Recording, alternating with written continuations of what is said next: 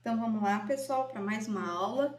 Hoje a gente vai falar sobre os lofoforados, que são os animais que têm lofóforos, que a gente já vai ver exatamente o que é isso, tá? Mas antes disso, a gente vai ver um pouquinho de história taxonômica. Aqui a gente tem uma filogenia de todos os animais invertebrados e como acreditava-se que era a relação entre eles antes. Onde a gente teria um ancestral flagelado, que ia dar origem tanto aos animais com simetria radial, como por exemplo os quinidários, quanto aqueles com simetria bilateral, que seriam os bilatéria, né? Então, cortando um bicho no eixo longitudinal, um lado seria equivalente ao outro. Dentro dos bilatérias, acreditava-se que havia os protostômios, ou o grupo protostômia, e os deuterostômios, ou o grupo deuterostrômio. A gente já viu na última aula a condição deuterostômica, né? Onde durante o desenvolvimento embrionário o blastóporo dá origem ao ânus, enquanto nos protostômios o blastóporo dá origem à boca, além de outras diferenças no surgimento do celoma e tudo mais. Então acreditava-se, por exemplo, mas a gente já viu que essas relações não são bem assim. Por exemplo, dentro de protostômicos aqui a gente tem Annelida como irmão de artrópodos, mas hoje nós temos os panartrópodos, né? Nós temos sipúnculas e equiúras separados de Annelida, hoje a gente sabe aqui tudo uma mesma coisa. Então isso é uma filogenia realmente antiga. E dentro dos deuterostômios acreditava-se que estavam também os lofoforados. Os lofoforados, eles fazem parte de 3 filos: o Forônida, Ectoprota e Braquiópoda.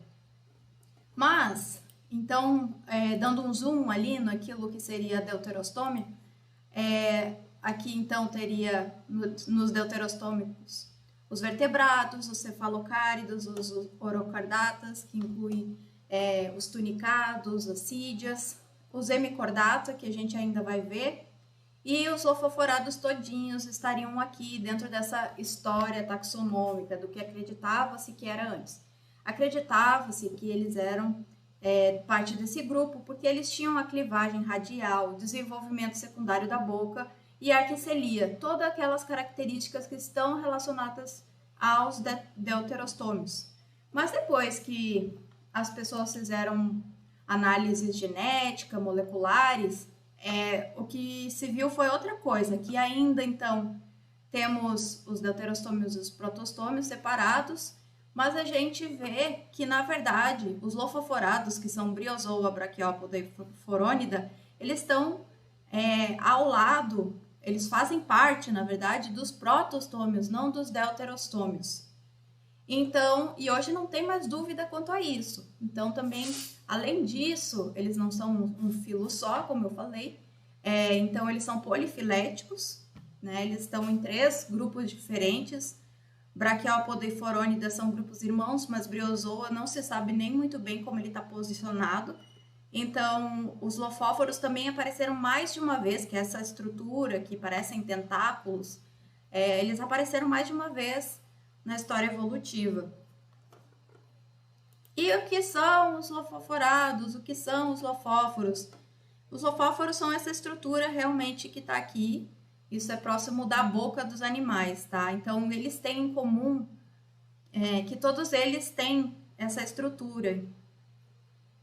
Além disso, essa estrutura ela é usada principalmente para capturar alimentos. Os lofóforos têm esses tentáculos com vários filos, com vários cílios, que vão auxiliar na filtração, né? Além disso, todos eles vão ter o trato digestivo em forma de U, não é? E a gente já viu isso antes também na história evolutiva, a gente já viu isso em Annelida, a gente viu isso na última aula também com os crinoides. Além disso, eles são bastante simples, não tem nada muito diferentão em sua reprodução, tá? Geralmente as gônadas também são temporárias. Então, os lofoforados, eles têm essas características comuns, mesmo não sendo grupos irmãos. Então, eles são estudados juntos, mas eles são mais um agrupamento didático do que um agrupamento filogenético real, né? A maioria deles vai ser marinha, mas alguns poucos são dulcícolas também. E, além do mais, assim como os deuterostômios que a gente viu na última aula, eles têm um padrão corporal trimérico, né, que seria bem parecido com os deuterostômicos, onde eles têm um prossomo, e esse prossomo vai dar origem à protocele, a um compartimento celomático, que é a protocele. Em muitos organismos, essa protocele vai estar ausente ou bastante reduzida. Eles também vão ter o mesossomo, que vai dar origem à mesocele, e o metassomo, que dá origem à metacele. Tá? Então, o celoma é bastante importante para manter a estrutura corporal desses bichos e também para eles desempenharem diversas atividades de trocas gasosas, locomoção e etc. Eles têm frequentemente envoltórios externos, que podem ser tubos de exoesqueleto que formam como se fossem conchas, ou podem ser muitas vezes quitina. Tem diferentes tipos de envoltórios e, por exemplo, os braquiópodas, eles têm essas valvas que elas são calcárias e por isso eles também estão presentes, são muito conspícuos no registro fóssil. Agora a gente pode ver um pouquinho sobre cada um dos grupos, tá? Nós temos o grupo forônida, os briozoários ou ectoprocta e os braquiópodas, como eu falei. Então, vamos começar pelos forônidas. Eles são marinhos, bentônicos, na maioria das vezes vivem lá no fundo do mar. Tem de 1 a 25 centímetros, tem pouquíssimas espécies, 20 espécies, mais ou menos, apenas em um gênero. Eles têm esses tubos que são quitinosos e dentro do tubo a gente tem a estrutura corporal todinha deles, né? Onde vocês vão ter a víscera, tudinho. Aqui em cima são os lofóforos, como vocês podem ver, com seus tentáculos. E esses lofóforos funcionam produzindo correntes que vai auxiliar eles a introduzir o alimento na boca, que fica aqui. Basicamente, eles têm esse corpo vermiforme e vai entrar por aqui e o ânus fica próximo da boca. Como eu havia falado, eles têm esse corpo vermiforme, nada muito novo, assim, nada muito diferente. Eles também têm essa estrutura que fica próximo aos tentáculos, que é o epistoma, é uma forma de aba que fica logo abaixo dos tentáculos. Esse formato vermiforme seria ancestral dentro dos lofoforados. Eles têm pouca especialização regional, na verdade, eles são bastante simples. A gente pode encontrar indivíduos que são vermiformes, solitários, mas a gente também pode encontrar animais que formam colônias. Aqui a gente tem um exemplo onde cada uma dessas estruturinhas que tem um lofóforo seria um indivíduo e eles estão conectados, nesse caso, por um envoltório externo, né? Como eles têm o tubo digestório em forma de U, não faz muito sentido falar posterior, anterior, né? Mas a gente geralmente fala da região cefálica com a região com a boca, e a gente pode falar também sobre um bulbo terminal, que é essa região mais maiorzinha, basicamente, onde tem as vísceras. Quando eles estão no período reprodutivo, vai estar ali as gônadas, vai ter ali uma boa parte do intestino. Perto dos tentáculos, vai ter uma boca que é basicamente em forma de fenda, que fica entre o epistoma, ali aquela estrutura que fica logo abaixo dos lofóforos que eu falei, e ele vai ser enroladinho, o lofóforo vai ser enroladinho e vai ter uma porção de cílios ali, e isso vai ajudar então a criar as correntes de água. Então ela forma cristas espiraladas, basicamente ali. E essas correntes que eles formam, basicamente vão também, além de atrair alimentação, eles vão ajudar a expulsar os dejetos. Então aqui está a boca e aqui está o ânus, vocês estão vendo?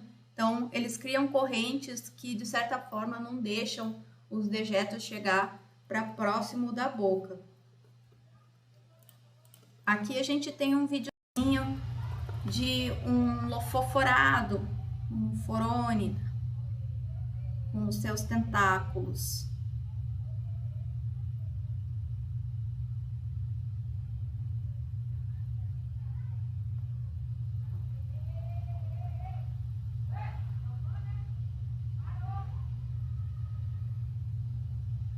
Essa movimentação dos tentáculos, ela vai ser feita principalmente pelo celoma e também em função da circulação que vai passar ali próximo dos tentáculos.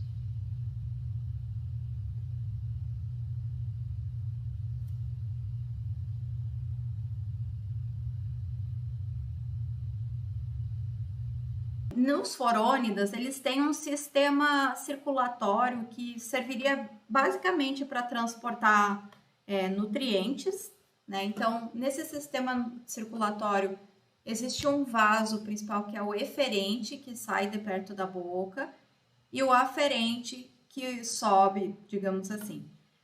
Perto do bulbo terminal, existe um plexo emal, que fica próximo justamente do intestino, das estruturas do trato digestório, e nessa porção, esses canais são abertos, e por isso que eu deixei aqui o fechado entre aspas.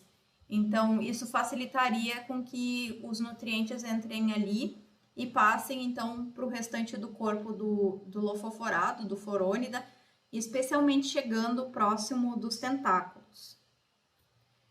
Nesse caso, eles não têm exatamente um coração para bombear essa circulação.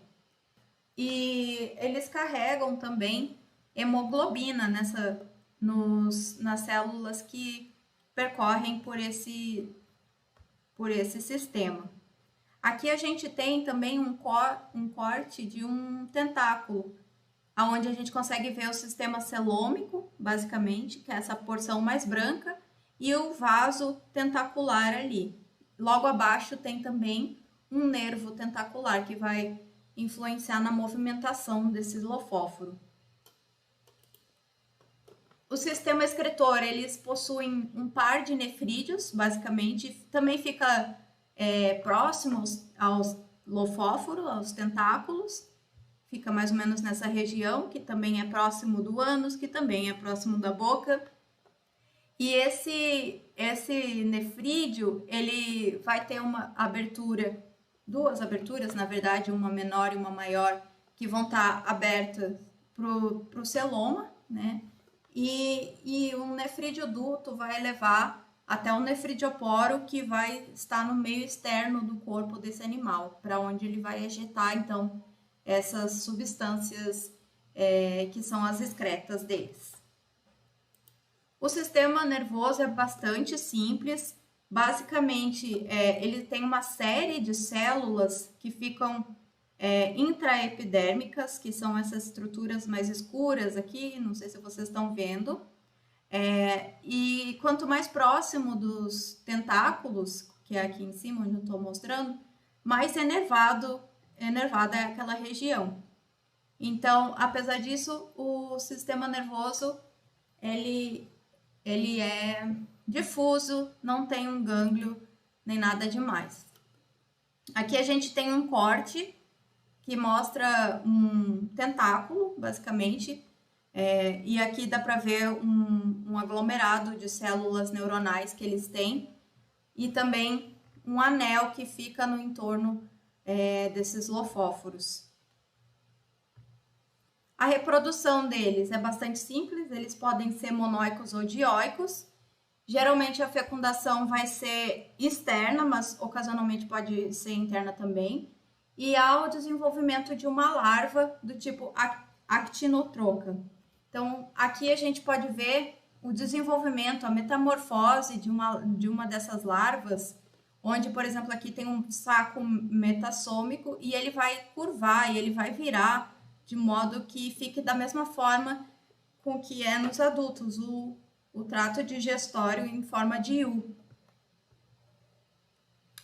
Além da reprodução sexuada, eles também têm reprodução assexuada, havendo tanto brotamento quanto fissão transversal.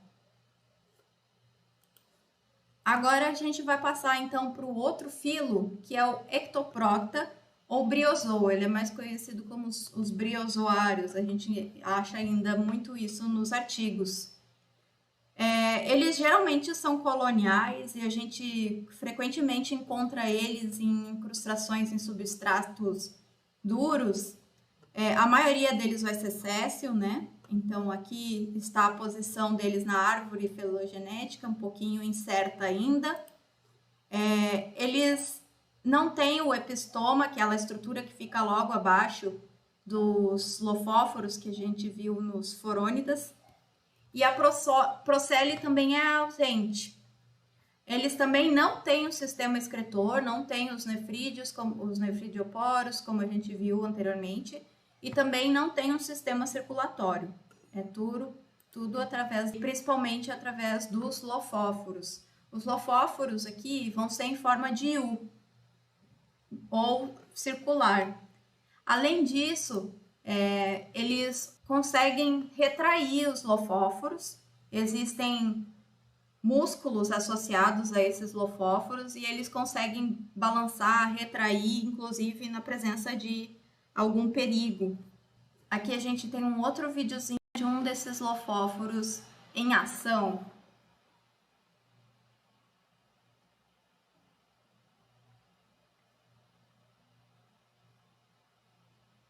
A pessoa foi lá dar uma cutucada, um perigo, e ele retraiu todinho.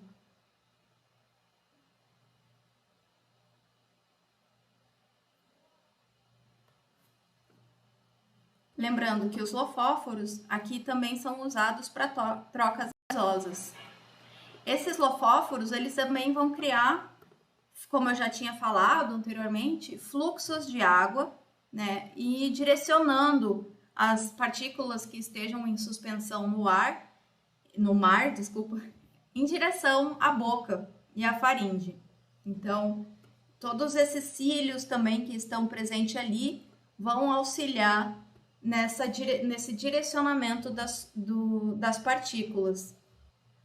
Como eu já tinha falado, a maioria desses animais vai ser colonial. Alguns têm algumas estruturas bem definidas, bem fácil da gente identificar. Algumas parecem umas grandes melecas flutuantes. E frequentemente a gente dá nome a essas partes dessas colônias. Por exemplo, os zoários são a colônia em si, que tem vários zooides ou polipídios. Cada um seria um indivíduo que pertence àquela colônia. E geralmente esses zooides vão estar dentro de uma parede ou um exoesqueleto que é chamado de zoécio ou de cistídeo, tá? E frequentemente essas colônias elas vão ter opérculos que vão servir para fechar e esconder os lofóforos. Eles também podem ter mecanismos de defesas químicas, além daquela defesa que eu já tinha falado de retração dos tentáculos em si. Aqui tem mais um exemplo da estrutura de um zooide, que também, mais uma vez, tem a boca, tem o ânus, o tubo digestivo em formato de U, como eu já tinha falado. A parede do corpo frequentemente é calcificada, enrijecida, às vezes vai ter também estruturas vivas ali, mas às vezes não. A base dos tentáculos é o que a gente pode chamar de cálice. E frequentemente a gente encontra colônias que são, digamos, polimórficas. Existem indivíduos que são mais associados à obtenção de alimentos, geralmente aqueles que têm os tentáculos, os lofóforos, né? E a gente pode chamar esses indivíduos de autozoides. Também tem os indivíduos, os zoóides, que não se alimentam, que frequentemente a gente chama de heterozooides. E tem diversos outros zoóides que podem ser classificados de acordo com a sua função dentro da colônia, digamos assim. Por exemplo, tem aviculários, que tem geralmente uma forma de bico de ave, e ele tem a principal função de defender a colônia. Tem o vibráculo, que é um zoóide, que tem um flagelo e que com frequência ajuda na limpeza da colônia.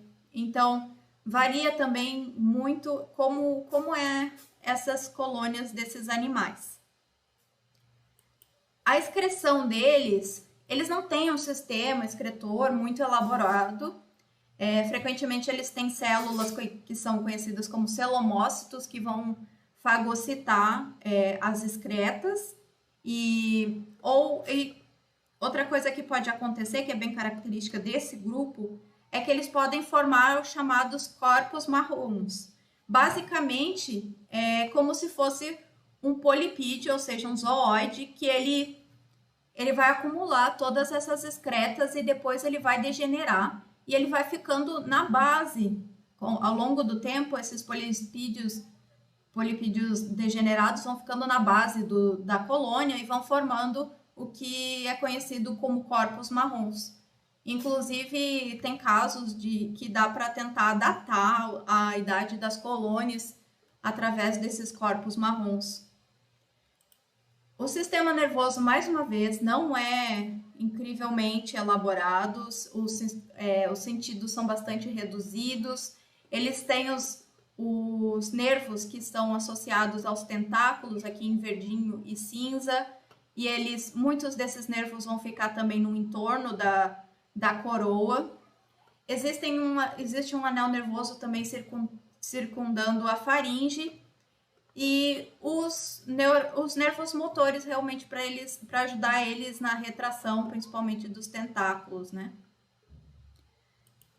Sua reprodução, da mesma forma, é bastante simples, só que uma coisa aqui diferente é que a maioria vai ser hermafrodita. Eles podem ter, então, os dois sexos.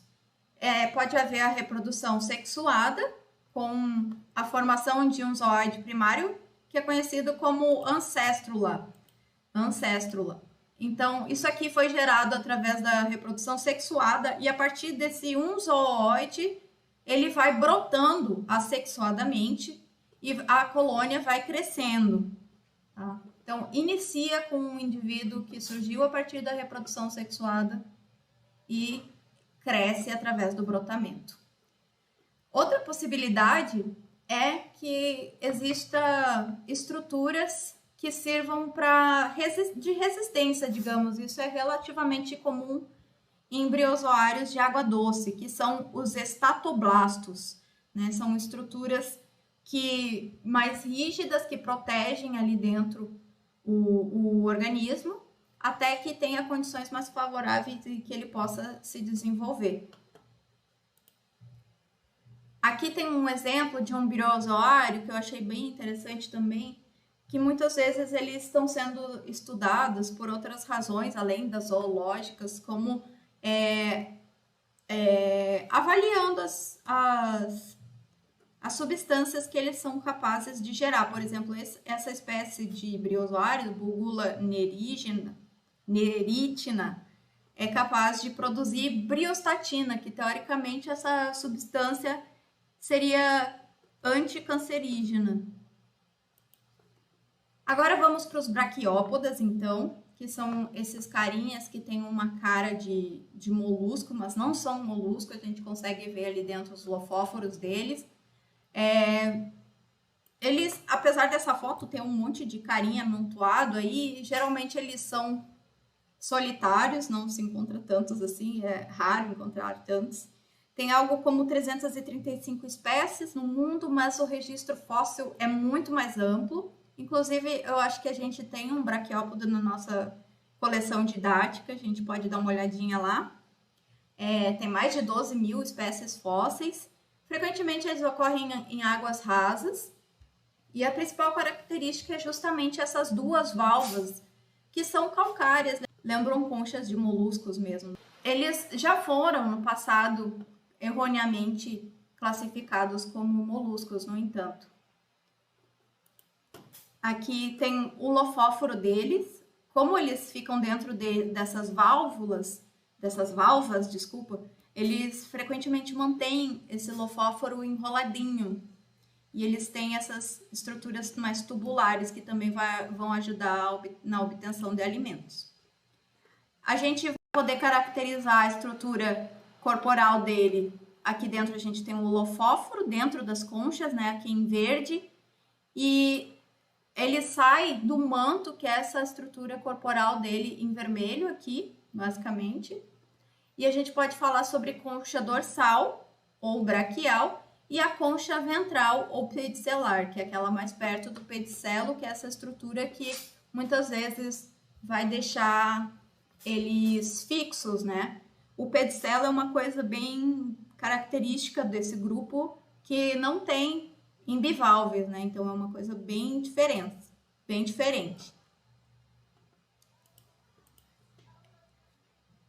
Eles também vão produzir correntes da mesma forma que os outros lofoforados para atrair as partículas e eles vão então absorver essas partículas diretamente da água. Aqui a gente pode ver que eles têm também um coração, né? Mas é aberto basicamente a circulação dele. Então ele vai estar ali no meio do manto todo, da cavidade do manto. Eles têm um nefrídeo também, que vai ajudar na excreção. E além da excreção, ele também libera gametas, né? Aqui em cima vocês podem ver que tem as gônadas deles, né? Aqui também embaixo. E aí os gametas vão para o celoma, e do celoma eles saem através dos nefrídeos para o meio externo. Eles também têm um sistema nervoso bastante simples, com gânglios mais perto do esôfago e dos tentáculos, sempre enervando os músculos que vão ajudar a fechar, abrir e fechar, que são essas estruturas aqui, a válvula deles. Eles também têm uma reprodução que pode ser sexuada, com essas gônadas que são temporárias. A fecundação geralmente vai ser externa, também com a formação de larvas, né? E aí aqui a gente pode ver o desenvolvimento do pedúnculo ao longo do desenvolvimento do animal, também do desenvolvimento das valvas. E algumas dessas espécies também pode incubar os embriões. E basicamente sobre os lofóforos são isso. É isso, gente. É um grupo que era considerado deuterostômio, por isso que a gente está falando sobre eles agora aqui no final, só para vocês entenderem isso. E basicamente, depois que a gente posicionou esses bichos junto com os protostômios, a gente entendeu, então, que a condição deuterostômica não é única do grupo deuterostômia, né? Então, todos os deuterostômios têm desenvolvimento deuterostômicos, mas nem todos os protostômicos têm desenvolvimento protostômicos, porque isso surgiu apareceu também nos lofoforados na história evolutiva.